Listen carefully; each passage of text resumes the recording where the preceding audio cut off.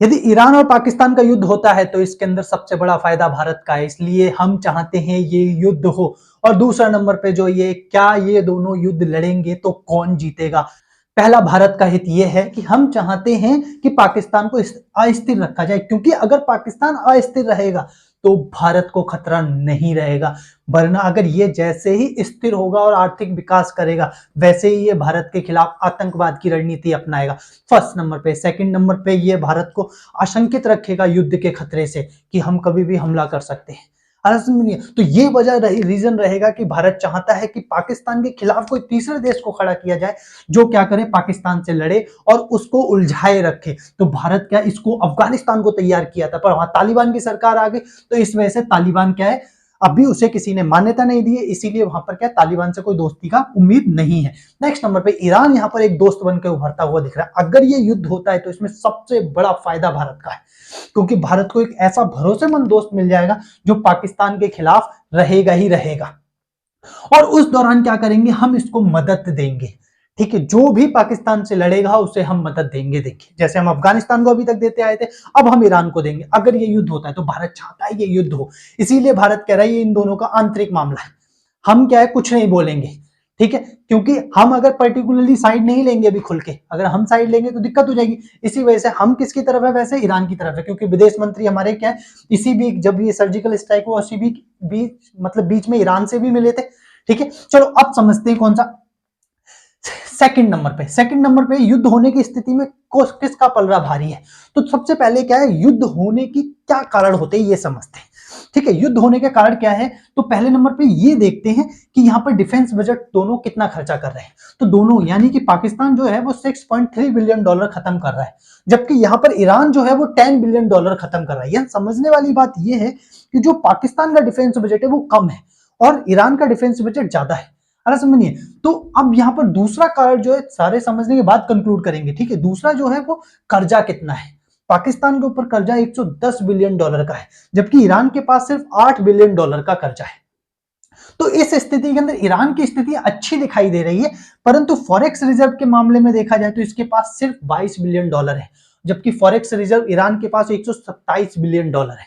इसका मतलब है यदि युद्ध होता है तो ये भारी खर्चे झेल सकता है। युद्ध होता है तो इसमें क्या, विदेशों से कोई भी चीज खरीदने पे इसके पास फॉरेक्स रिजर्व की कमी नहीं होने वाली, जबकि इसके पास फॉरेक्स रिजर्व खाली है 22 बिलियन डॉलर। अभी तो आईएमएफ से कर्जा लिया था इसने।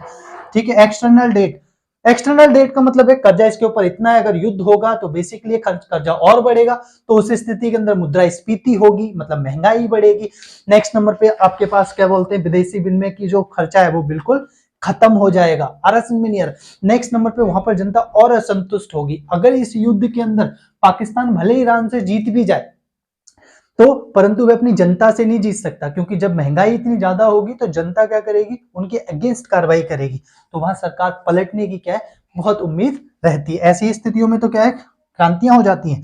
नेक्स्ट नंबर पे ग्लोबल फायर इंडेक्स के अंदर पाकिस्तान 9th रैंक है, जबकि क्या है ईरान की कितनी है, 14वीं रैंक है। ठीक, तो यहाँ पर सिर्फ 5 रैंक का अंतर है। ठीक है, यहाँ समझने वाली बात यह कि इसके एयरक्राफ्ट ज्यादा है अगर ये युद्ध होता है, क्योंकि इसके पास 1434 एयरक्राफ्ट है, जबकि ईरान के पास मात्र 551 एयरक्राफ्ट है। इसी तरीके से इसमें लड़ाकू जहाज जो है वो 387 है, ठीक है, फाइटर। ठीक है, और इसके पास 186 है। हेलीकॉप्टर 57 है, इसके पास 129 है। इसका मतलब क्या है, इसका मतलब यह है कि यदि युद्ध होता है तो तुरंत के लिए तो पाकिस्तान क्या करेगा, भारी पड़ता हुआ दिखाई देगा, परंतु अगर नौसेना के मामले में बात की जाए तो यहां पर ईरान भारी पड़ेगा, क्योंकि ईरान के पास सबमरीन ज्यादा है। ईरान के पास 19 सबमरीन है, अरे जबकि इसके पास 7 सबमरीन है। ठीक है, तो ईरान नौसेना में इसके ऊपर भारी पड़ जाएगा। नेक्स्ट नंबर पे टैंक की बात ले लेते हैं। अगर जमीनी लड़ाई होती है तो, क्योंकि दोनों पास पड़ोसी देश है, सीमा साझा करते हैं, इसीलिए क्या लड़ाकू जो लड़ाई होने के चांसेस है वो मतलब थल सेना से होने के चांसेस ज्यादा है। ठीक है, इसलिए इसके पास टैंक कितने 3742, जबकि इसके पास टैंक कितने लगभग 2000।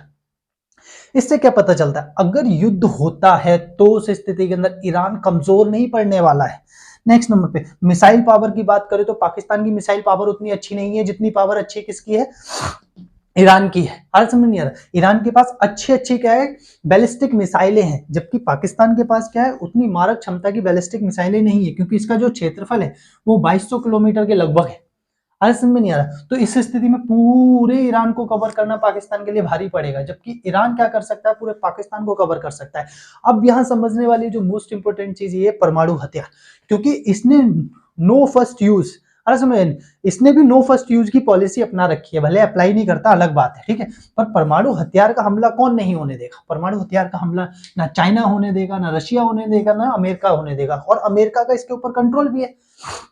तो ये बहुत बड़ा कारण रहेगा कि पाकिस्तान क्या नहीं कर पाएगा, हारने की स्थिति में परमाणु बम का प्रयोग नहीं कर पाएगा। चलो अब आ जाते हैं कि युद्ध होता है तो बाकी कौन जीतेगा।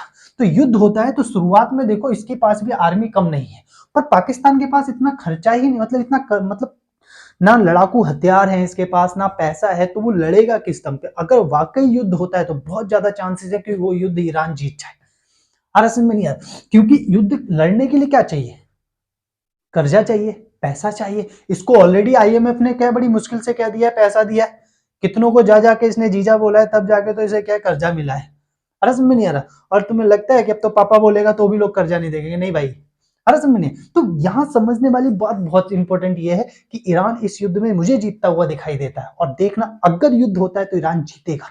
अरे समझ में नहीं आ रहा। हमारा फायदा भी किसमें, ईरान जीतने में ही है, ठीक है, क्योंकि अगर ईरान होगा, समझने वाली बात यह है, तो हम क्या है, पाकिस्तान ये हमेशा युद्ध होने की स्थिति में पाकिस्तान क्या ये हमेशा अगेंस्ट ही रहेगा, क्योंकि युद्ध जब हो जाते हैं तो देश के बीच में लंबे समय तक क्या खड़बड़ाहट बड़ी रहती है, जैसे चाइना और इंडिया के बीच में 1962 से बनी हुई।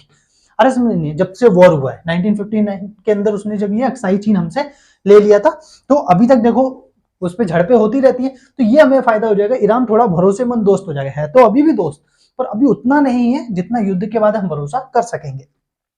तो ये रीजन ये है कि अगर युद्ध होता है तो उस स्थिति में ईरान भारी पड़ता हुआ दिखाई देगा पाकिस्तान पे, अगर वो परमाणु हथियार यूज नहीं करता है तो। चलो भाई अब आ जाते हैं नेक्स्ट क्वेश्चन। नेक्स्ट क्वेश्चन ये है कि चाइना, रशिया और अमेरिका। तो देखो